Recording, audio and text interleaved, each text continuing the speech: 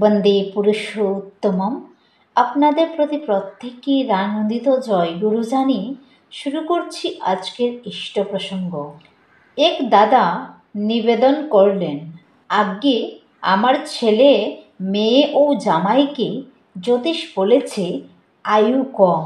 শ্রী শ্রী দাদা বললেন, শ্রী শ্রী ঠাকুরের বলা আছে, জ্যোতিষ ধরে করতে যে চাই বাঁচা বাড়ার কিস্তিমাত, জীবন চলনা খাবি খেয়ে হয়েই থাকে ধূলিসাৎ, এবং ইষ্ট টানের অমুক চলায় দেখবি অনেক গ্রহের ফের, খাবি কেয়ে পাল্টে গেছে রেখে সতের ঝলক জের।